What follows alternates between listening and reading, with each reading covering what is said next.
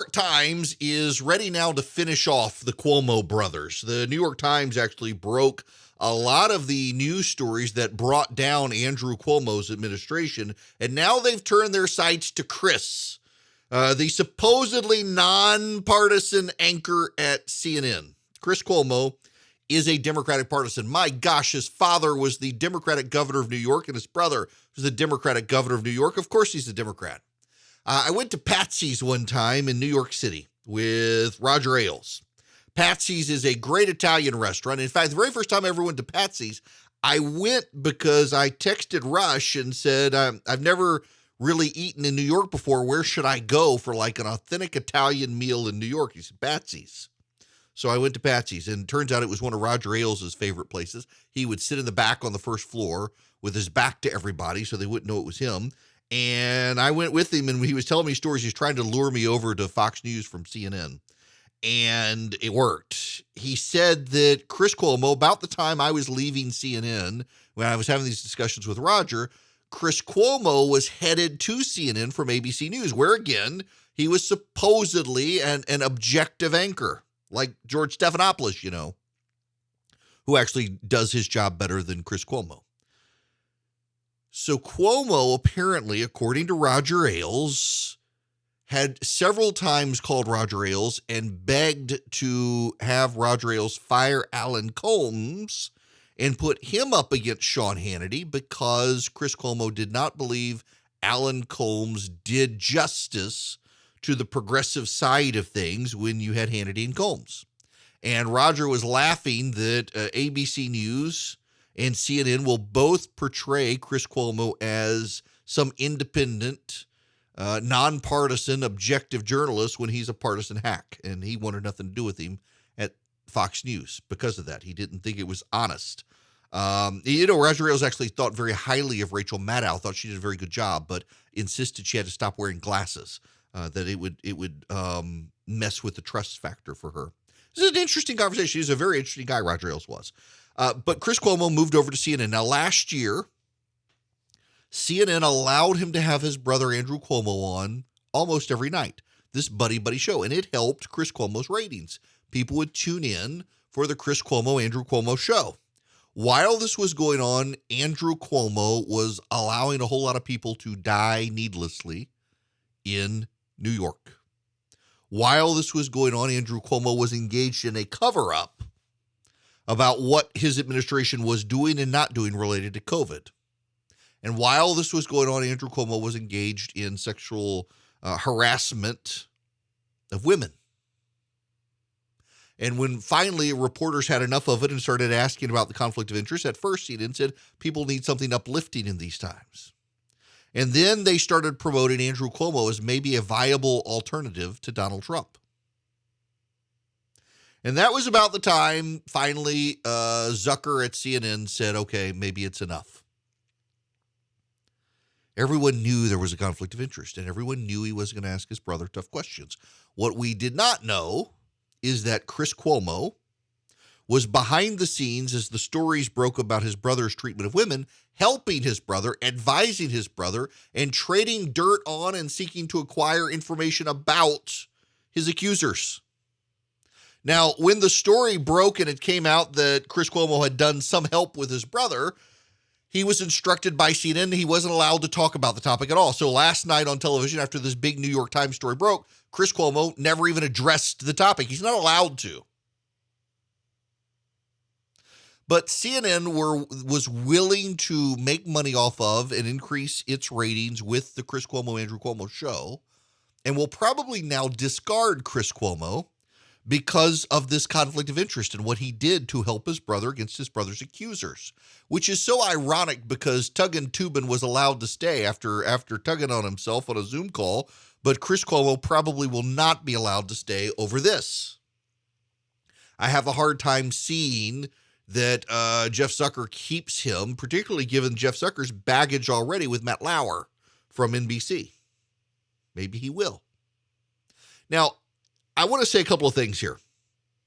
And you got to listen to the whole thing because out of the gate, I may rock the boat with some of you who are just diehard, unforgiving partisans.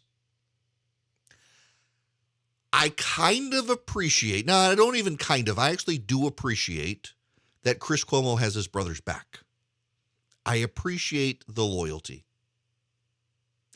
I find there to be something admirable in a way about one brother having another brother's back. You're going to the mats, risking your career to help your brother. I kind of like that.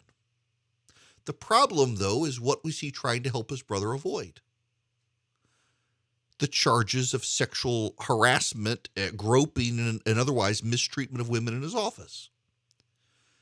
If anything, Chris Cuomo, being his brother, should have said, hey, man, repent.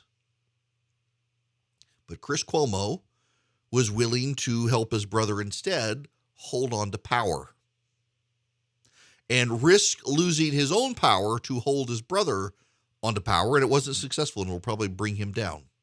So yeah, I totally get and appreciate a brother having another brother's back. But also, the corollary there is that you are your brother's keeper. Only Cain decided he wasn't his brother's keeper. You are your brother's keeper. And you should be providing some sort of moral good and force and cajoling for your brother instead of helping him cover up and defend against the allegations of bad treatment. Now, I'm sure he loves his brother and he couldn't conceive of his brother doing what he actually said. And it looks like from the documentation, Chris Cuomo might not have ever believed it because it was his brother, but he's also a journalist. Is there any skepticism there? That's part of the problem. The larger problem here, though, is something else. CNN never seemed to have a problem with Chris Cuomo being explicitly not only a partisan, but a bit of a bully, too, and not that bright. Chris Cuomo in the past has tried to drag Jake Tapper into a fight against Chuck Todd at NBC over ratings and the like. A fight, and by the way, if you know Tapper and Todd, they're friends. And it just, the guy he's never seemed to be quite there. And then you find out about his COVID treatments, and he was taking bleach baths at his wife's behest at the same time he wanted to ridicule Donald Trump for talking about the use of bleach. Now, over-exaggerated by the media claiming Donald Trump was suggesting people ingest the bleach, which he never did. And it's a weird setup. And then, of course, they staged the comeback for Chris Cuomo that he had been in quarantine over COVID, except he hadn't. There was video evidence of Chris Cuomo breaking his quarantine as he harassed a passerby who wanted to mask up and be inside while he was technically supposed to be quarantined for COVID. CNN has allowed Chris Cuomo over time to behave and operate under different rules from everyone else because he got them ratings. And Chris Cuomo took advantage of that and then also did a lot of unethical things by helping his brother, who was a major news story, when he shouldn't have. And again, I appreciate the loyalty there, but if you're a journalist and you are a lead anchor on CNN, you can't do that. And he should have known better, and he didn't. And he thought he could get away with it. The problem here ultimately is that Andrew and Chris Cuomo's behavior over time has both been the behavior of two privileged, entitled, elite kids whose dad had a lot of power. And they could get away with stuff because daddy was the big shot, longtime governor of New York, would-be presidential candidate who never ran. And the entitlement shows it's not privilege, it's entitlement for these two. They've acted routinely as if they were entitled to things by virtue of who their daddy was. Daddy's not now there to save them, and their power's gone. But this is sort of the epitome of the press, that a guy like Chris Cuomo could be treated as an objective anchor at ABC and CNN. George Stephanopoulos can be treated as an objective anchor at ABC, and to be fair to George, over time, while I definitely think he's of the left, he's no worse than anyone else on the left in the media. He's not explicitly partisan. I think he's less partisan than where Chris Cuomo has been. But the media does this revolving door with the Democrats and Democratic interests in a way they never would with Republicans. And they say, well, you got Fox. Yeah, but you got everybody else. You got every other institution in the media. CNN hired Valerie Jarrett's daughter. In fact, I've been told by several people there, they booted out a white guy to make a place for Valerie Jarrett's daughter. Had to diversify the crowd. So you got Valerie Jarrett's daughter. You've got Jim Scudo at CNN, who also worked for Barack Obama. You've got Chris Cuomo, who's a Democratic partisan. Where are the conservatives at CNN who are the actual anchors? Where are the conservative-leaning anchors at CNN? They don't have any. They don't hire them. They fired all the Trump supporters. They've got Scott Jennings, who does a great job. Scott Jennings is a good dude. He does a great job defending Republicans, but I think he may be the only one now. All of the other people who are explicitly Republican at CNN are explicitly there to attack the Republicans. And this is a larger problem with the American press corps, and it drives disinformation, misinformation, and people going down rabbit holes as they go seeking for alternate information. And this is the most important point here, is that there's an entire world of disinformation, misinformation, and echo chamber confirmation bias on the right in the same way there is on the left online. And a lot of people on the right go looking for it because they know they can't trust the mainstream news outlets anymore. So they go looking for news and they wind up finding stuff that tells them what they want to hear. So I had this crazy old man. I woke up on Thanksgiving. I'm assuming he's not very stable because on Thanksgiving, he spent his day attacking me on Twitter as being a corrupt crook. Went after my buddy Neil Bortz, who used to be on WSB and national syndication as well, for defending me. All about the election nonsense. And this guy clearly believes things that aren't true because he went down the rabbit holes to confirmation bias to the people who told him things. As he was a little bit nutty. I've ignored him. I feel bad for the guy. And a lot of people on the left and the right do this these days. They go for confirmation bias. And I can understand why, in particular on the right, people do it.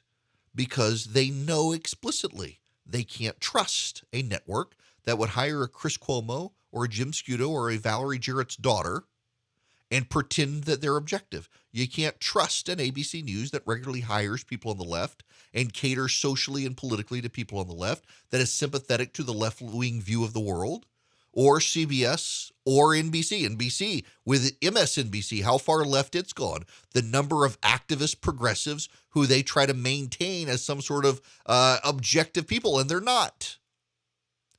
And it breeds a contempt for the media at a time we need a free, fair, and honest press to cover everything, because people are moving into their tribal camps for information where all we do is we're told all the time that what we believe is already right. And I got to tell you, if we're all sinners, none of us are infallible, and sometimes the things we believe aren't actually the way we believe them.